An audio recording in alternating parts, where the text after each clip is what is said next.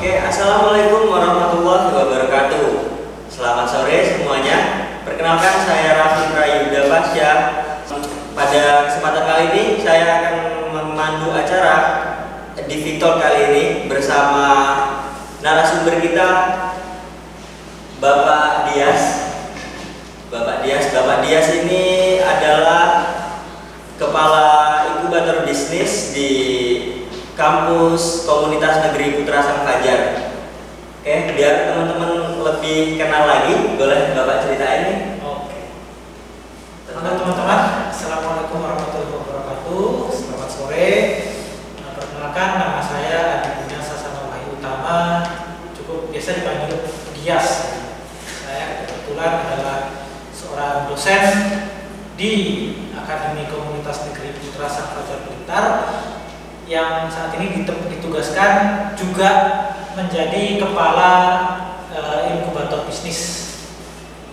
Saya saat ini juga mengajar di program studi operasionalisasi perkantoran digital.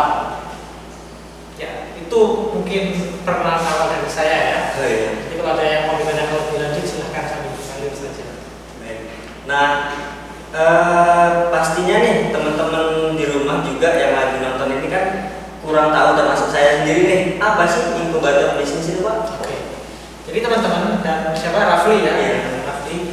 Jadi begini, semuanya berawal dari visi dan misi dari Akademi Komunitas Negeri Putra Sang Fajar Blitar itu sendiri, yaitu ingin mencetak lulusan yang berjiwa entrepreneur atau wirausaha dan profesional. Gitu. Jadi dalam dunia yang sekarang kompetisinya semakin ketat, dunia sering bilang kan sekarang dunia industri itu ada VUCA ya, vulnerability, uncertainty dan lain-lain. Saya lupa, tapi teman-teman bisa cari VUCA, VUCA. Nah, itu nanti silakan teman-teman di rumah cari sendiri. Nah, ya. Jadi pemerintah dan juga khususnya Kementerian Pendidikan itu mendorong mahasiswa itu untuk terjun ke dunia bisnis, untuk berwirausaha. Nah, cuma teman-teman, dalam prakteknya berwirausaha itu mungkin nggak terlalu segampang yang kita dapat di kelas atau di kuliah kewirausahaan ya. Banyak sekali faktor-faktor yang mempengaruhi keberhasilan teman-teman dalam berwirausaha. Kalau diibaratkan, buat teman-teman yang sudah punya privilege, misalkan seperti pengetahuan yang bagus, mungkin dibarengi dengan modal yang kuat dari orang tua atau mungkin dari keluarga atau dari mana. Kalau diibaratkan sebagai bayi, maka teman-teman yang punya segala privilege itu ketika mendirikan perusahaan, dia bisa dikatakan bisa dianggap seperti bayi yang berusia, yang lahir ketika usia kandungan itu sudah 9 bulan. Which is artinya ya dia sudah sehat gitu kan. Tinggal dibawa pulang, tinggal dikasih selimut. Tapi kalau teman-teman yang mungkin hanya punya ide gitu, wah saya punya ide ini nih, waduh, tapi saya gimana ya idenya saya supaya terrealisasi gitu? Atau saya sudah buat ini, sudah buat kue gitu, atau sudah buat sesuatu produk, tapi ternyata produk ini belum bisa beredar gitu. Oh, ini produk ini ternyata kalau mau dijual ke pasaran, atau misalkan seperti produk tahu keripik pusuka aja, keripik singkong itu ya, itu kan lebih mahal daripada keripik singkong biasa kan? Iya. Nah, kita di inkubator bisnis ini tentu saja ingin buat keripik singkong yang minimal sama seperti pusuka itu. Nah, cuma kan untuk bikin produk seperti itu nggak bisa langsung asal buat kan, perlu ada perizinan yang harus dilengkapi. Nah, buat teman-teman yang kira-kira masih bingung atau masih stuck ada di tengah itu kan bagaikan bayi yang lahir di usia kandungan ketika 7 bulan atau sebelum 9 bulan. Bagaimana kondisinya? Menurut Rafli sendiri kalau bayi lahir 7 bulan itu gimana Rafli? Dibandingkan dengan yang lahir 9 bulan? Iya, kayak kurang normal. Bayinya biasanya gimana? Kecil, ringkih ya. Nah, sehingga untuk membuat bayi itu sehat, bisa tumbuh dengan baik, sehat, dan akhirnya bisa pulang ke rumah dalam kondisi yang lebih baik, sehat, dan bisa tumbuh layaknya anak normal yang lahir di usia 9 bulan tadi. Kira-kira butuh alat apa? Ya, butuh perawatan lebih cukup. Perawatan lebih kan? Nah, biasanya kalau di rumah sakit ada alatnya namanya apa? Inkubator.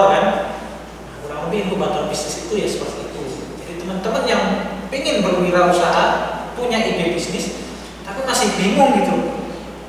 Saya harus gimana ya supaya bisnis saya ini bisa jalan, bisa berhasil gitu kan. Itu bisa menjadi salah satu alasan kenapa teman-teman harus join di inkubator bisnis di Akademi Komunitas Negeri Putra Sang Fajar. Nah, Bapak ini belajar inkubator bisnisnya ini di mana ya, Pak? Nah, kalau belajar soal inkubator bisnis ya Raffi, jujur aja banyak sekali artikel di internet, di Google, di YouTube, dan saya juga kebetulan punya jejaring yang seperti katanya Mas Upi di sesi sebelumnya, Ya. itu bahwa bergaul dengan orang-orang kreatif itu sudah bisa kreatif. Makanya saya punya jejaring juga yang berpengalaman dalam inkubator bisnis. Contohnya salah satu mentor saya dalam inkubator bisnis itu Mas Radit. Kebetulan saya juga aktif di salah satu organisasi namanya Indonesia Brand Activist Network. Nah, Mas Radit itu kalau tidak salah satu mentor di inkubator bisnisnya ITS, Institut Teknologi 10 November. Jadi saya belajar banyak soal inkubator bisnis dari beliau ya. Terus saya juga punya teman orang Blitar juga, namanya Mas Rifki. Nah, beliau juga punya usaha di bidang IT kalau nggak salah, itu lulusan inkubator bisnisnya Sekolah Bisnis Manajemen ITB Bandung. Jadi saya banyak belajar dari mereka dan harapannya dengan ya saya saat ini lagi membangun jejaring lah supaya bisa memberikan layanan terbaik buat teman-teman yang ingin bergabung di inkubator bisnis Akademi Komunitas Negeri Putra Sang Fajar Blitar. Nah, ini kan banyak orang nih, banyak anak muda juga ya, termasuk saya juga, Pak. Pengen banget memulai bisnis, cuman nggak ada ide lah, yang inilah, yang itulah. Ada nggak sih, Pak, tips and trick gitu? Oke. Gimana biar bisa gampang memulai bisnis, berani melangkah gitu? Oke. Jadi saya kebetulan baru baca jurnal dari berbahasa Inggris dari luar negeri. Jadi ada beberapa karakteristik yang lumayan menarik dari seorang entrepreneur.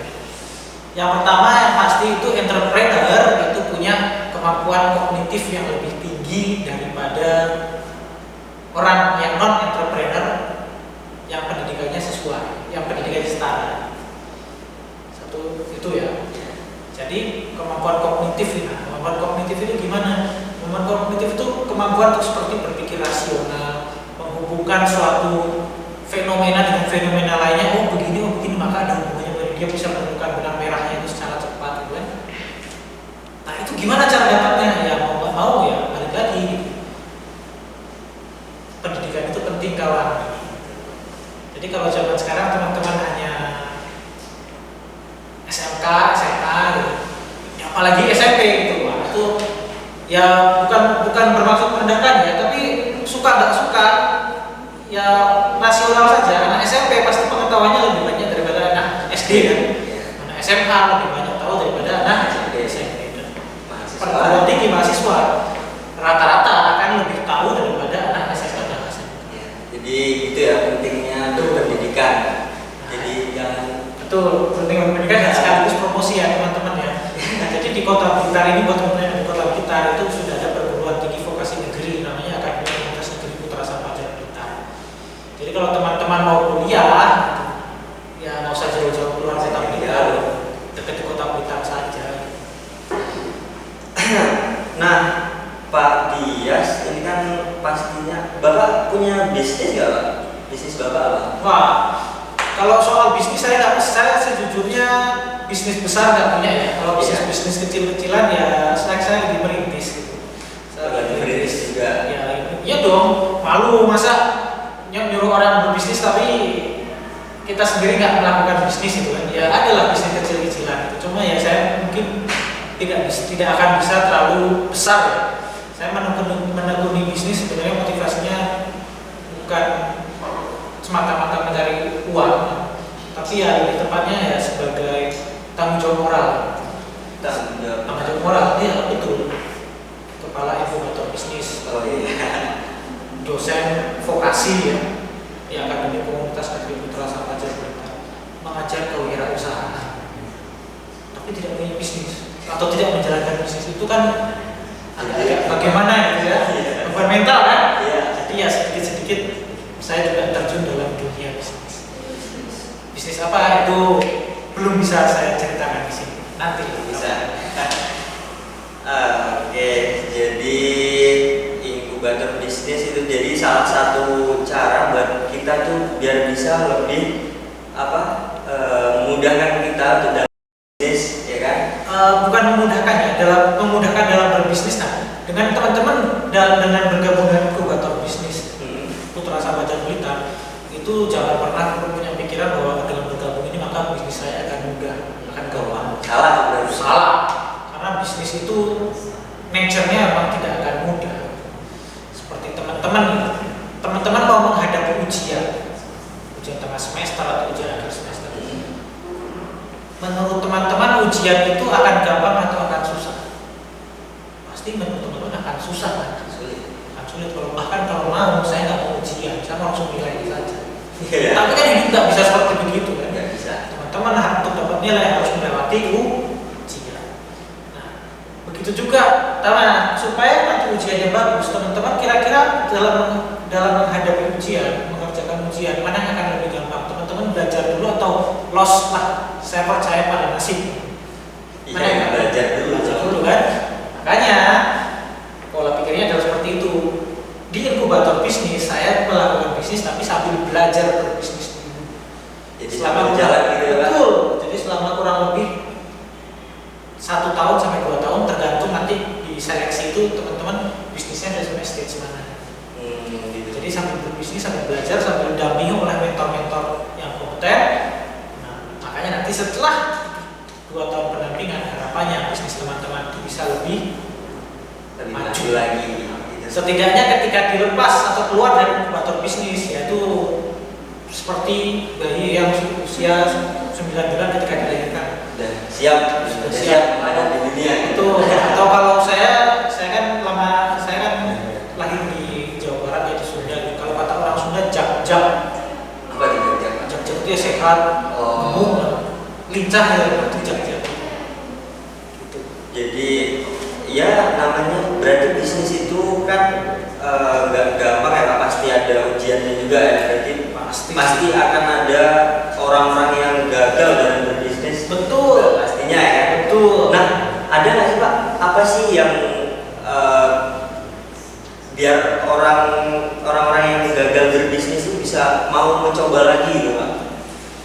Jadi teman-teman ya, kalau namanya orang gagal berbisnis itu sih sudah banyak ya kasusnya di dunia ya. Cuma kan seringkali yang kita lihat itu adalah keberhasilan seseorang. Iya. Apalagi kalau di Indonesia ini kan kebanyakan orang selalu melihat yang enak, yang udah sukses. Betul. Mereka nggak pernah lihat yang ngasih proses. Padahal banyak bisnismen di dunia, di level global itu kegagalan itu ya makanan sehari-hari. Cuma yang membedakan apa, mereka nggak menyerah dan mereka belajar dari kegagalan, gitu kan? Contohnya ya, pernah tahu orang namanya Steve Jobs nggak? Steve Jobs. Nah, tahu iPhone nggak? Tahu iPhone ya. Tahu dong. iPhone yang mahal itu kan ya. Merek itu kan yang produksi Apple kan. Nah, Apple itu pendirinya adalah Steve Jobs. Oh gitu. Nah, itu tahun 70-an atau 80-an. Tahun 90-an itu Steve Jobs itu dipecat dari Apple. Kamu bisa membayangkan perasaannya gimana? Saya mendirikan perusahaan ini kok saya dipecat gitu. Tapi itu kejadian. Pasti kecewa dong. Pasti kecewa. Tapi apa? Steve Jobs tidak patah semangat. Dia buat perusahaan lain, beberapa perusahaan lain. Salah satunya yang perusahaan buatan Steve Jobs yang juga sukses itu namanya Pixar. Kalau teman-teman Pixar. Oh, biasa jadi film-film tuh Pak. Film-film ya, film kartun itu kan ada yang buatan Pixar kan. Iya. Sekarang Pixar itu sudah dicampur sama Disney. Oh. Jadi karena Steve Jobs tuh sudah ya. Nah ini entrepreneur itu dia tuh ketika sudah mencapai suatu titik gitu, dia bisa jual perusahaannya. Nah kalau di Pixar ini Steve Jobs ini tidak dipecat, tapi dia jual perusahaan. Jual perusahaannya di Disney ya, dia dapat uang banyak ya kan. Nah terus melihat keberhasilan Steve Jobs, Apple ini yang tadinya mecat Steve Jobs mendekati dia kembali, ayo dong jadi CEO lagi. Akhirnya keluarlah produk-produk ya seperti iPad, iPhone, terus apa lagi? Yang ini iPod, nah itu.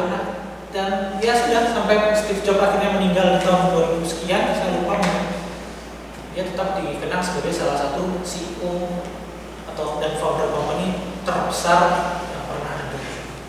Kenapa kan? Karena dia tidak menyerah gitu, dia tidak menyerah dengan idenya. Yang penting jangan nyerah. Betul, asal yakin idenya benar, bermanfaat buat orang banyak, nggak ada kata menyerah.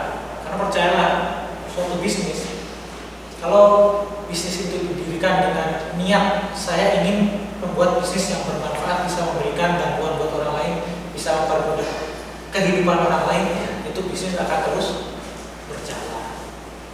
Nah, sekarang gimana caranya kamu menawarkan sesuatu yang bisa membantu kehidupan orang lain, gitu kan? Pasti bisnisnya jalan. Ya. Ambil contoh aja, sekarang foto ya, atau Gojek gitu. Gojek itu kan besar. Ya. Nah, kenapa sih Gojek itu kok bisa besar? Karena dia mengatasi permasalahan orang lain. Betul dibutuhin ya. Betul. Karena banyak yang butuh juga. Betul. Karena banyak yang butuh. Saya dulu pernah di Jakarta sebelum ada Gojek, mau kemana-mana tuh susah, naik taksi mahal. Naik ojek, mau naik ojek, tukang ojeknya nggak ada, harus nyari dulu ke pangkalan. Nah itu juga yang dialami oleh Mas Nadiem Makarim. Cuma bedanya, ya saya sebagai contoh orang gagal ya, bedanya saya mengeluh waktu itu, ojek ini nggak ada, taksi mahal. Nah sementara Mas Nadiem Makarim punya ide, gimana ya caranya supaya saya bisa mendapatkan ojek kapanpun saya mau. Dan dia juga ngobrol-ngobrol sama tukang ojek juga punya masalah. Saya ini pengen narik penumpang, tapi kok nggak ketemu ya penumpangnya. Makanya dia buat aplikasi yang bisa mempertemukan orang, penumpang sama si tukang ojeknya. Kan dua-duanya untung kan? Jadi ketemu dan Nadiem Makarimnya dapat duit. Gitu caranya orang berbisnis. Temukan apa kira-kira yang bisa membantu orang lain menyelesaikan masalahnya. That's it. Oke, nah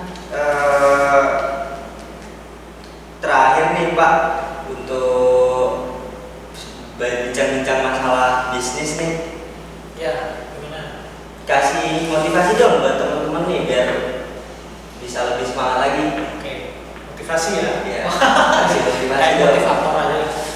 Jadi begini teman-teman, pertama kalau yang bisa saya kasih motivasi ke teman-teman ya, pertama ya kalau teman-teman mau berbisnis, jangan sekedar mencari yang namanya cuan atau duit gitu. Kalau teman-teman lakukan itu, ya bisnisnya ya mungkin untung tapi nggak akan lama lah. Kenapa?